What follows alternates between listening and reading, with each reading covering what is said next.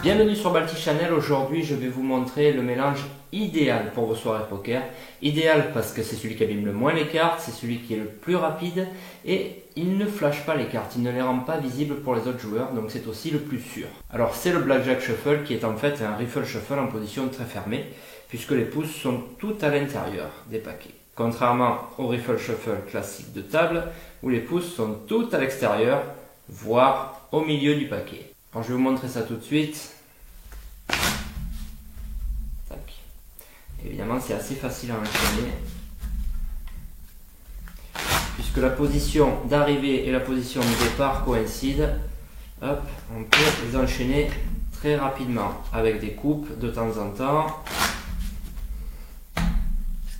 Mais s'il est selon moi le mélange idéal de vos parties de cartes, ce n'est pas seulement parce qu'il est rapide et facile. Il possède également l'immense qualité de ne pas flasher les cartes. Au ras du tapis, ne soulevant qu'à peine le coin des cartes, il n'en dévoile aucune, même au regard les plus indiscrets, contrairement au mélange français ou au In the End Riffle Shuffle. Et en plus, le Blackjack Shuffle n'abîme pas les cartes, alors que demande le peuple?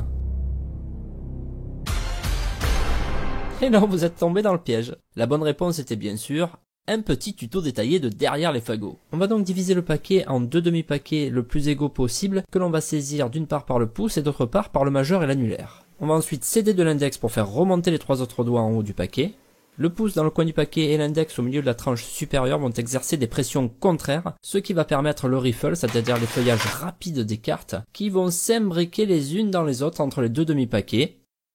Ensuite, personnellement, je renvoie le petit doigt sur la tranche inférieure pour qu'il pousse les cartes et finalise le regroupement total des deux demi-paquets en un seul, guidé par tous les autres doigts, sauf l'index qui ici ne sert à rien.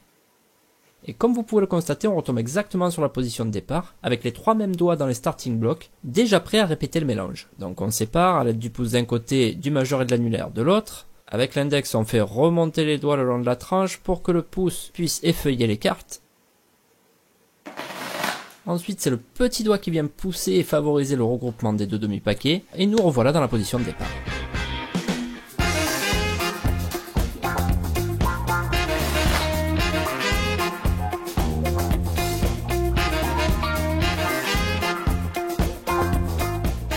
Voilà, j'espère que cette vidéo vous aura été utile et je vous dis à plus.